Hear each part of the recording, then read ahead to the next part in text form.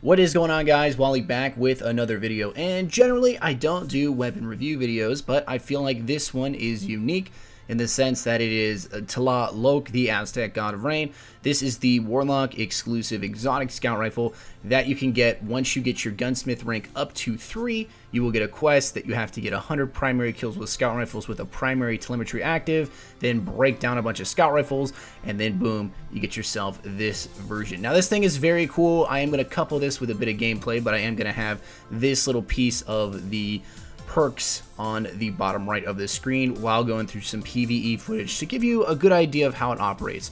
So starting off, you have Grenadier here. Now I've always loved Grenadier as a perk, and the Stormcaller ability, even all of the Warlock abilities, a lot of the class is built around the use of grenades, so it makes sense. The synergy is there. Now I've built mine for stability. As you can see, it generally starts off with smooth ballistics, but I'm a big stability fan. Even if I have to lose a little bit of impact, I'm okay with it. This thing still hits relatively hard in PvE, so I'm fine with it. You have Eye of the Storm, which again is semi-useful. There's a lot of indications here that you can build it with Stormcaller's Pulse Wave to, 1, get that agility bonus from Pulse Wave, and then 2, of course, get that accuracy bonus, so you can sit there and hip fire and move around super fast when you couple the two together. That's sort of one little tip. I'm sure there's multiple applications of Eye of the Storm, specifically jumping up in the air and shooting, although air shooting and jump shooting still a little bit inaccurate even with Eye of the Storm, but it is relatively useful. Then of course I put injection mold on. I'm a big fan of, again, stability, but you do have the armor piercing rounds here if you want to use something like that. Now armor piercing has received a nerf in the past, so they're not as useful as they used to be, but they're still relatively useful, especially if you want to increase a little bit of that impact. I mean, I could take that stability hit. I will try out armor piercing rounds a little bit in the future, but as for now, I'm a big kind of stability fan. The final one here is called Overflow. Now this is unique to the Warlocks, and I'll explain a little bit how this works, but the little description there says this weapon has better handling, rate of fire, and stability while the wielder's super is charged, and I cannot tell you how accurate this is.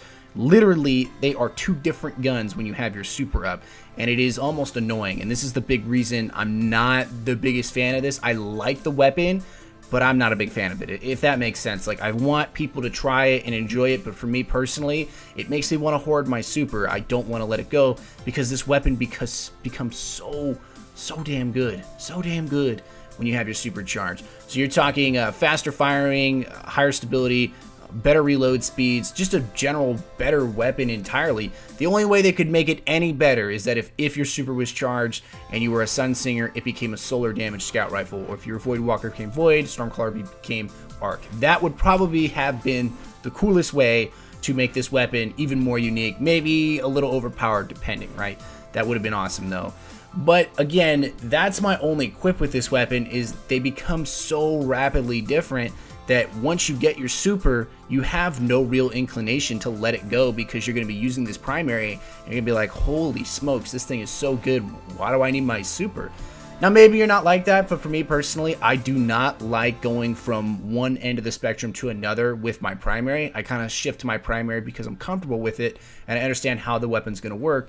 I don't like having that weapon change on me even when it has the same animations, same damage values, everything like that. I don't like having its rate of fire and handling change on me when I have my super up. However, I think I just got to kind of warm up to it a little bit, try it a little bit more to get a better feel of it. But I do and will recommend this to you guys if you're looking to try it out.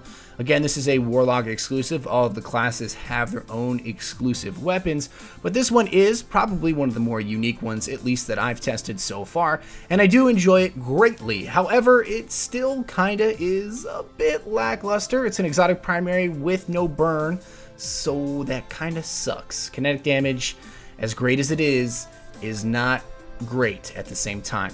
So you're going to have to kind of pick and choose here. Again, completely up to you. I have tested it a little bit in PvP. It is a good scout rifle, but once you get your super up, you really don't want to let go of your super. And if you're an offensive player like me, or more of a potato player, I'd say, like me, if you enjoy using your super aggressively or randomly throughout the match, it's not really going to work in your favor. If you're a defensive player, likes to play a little bit more passive, likes to sit back, kind of post up and use their super in defensive situations, then this may be the scout rifle for you. But I will advise that there are better alternatives out there. The Boolean Gemini is a perfect example, the Meta multi-tool, so on and so forth, especially for PvP. The applications here, while great, are also somewhat limiting. I will say that I do like this weapon, I like it in general, but I don't use it because of how the super operates and changes the weapon. But that has pretty much been the entire video. Again, you guys have your own opinions on this one. I am curious to see it, and of course I am working on a new lore video, the raid lore video. I wanted to get this video out and maybe one more, and then push into this script and hopefully have a lore video for you this weekend. You guys are all awesome. I love you all very much. I'm out. Peace.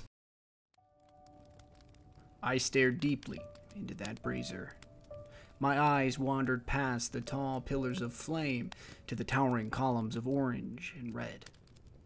The flame ate the oxygen around it with no remorse, no hesitation. It was designed to create heat, eat, and demolish fuel, and then fizzle out slowly into the dark. Perhaps we could learn something of nature, that by design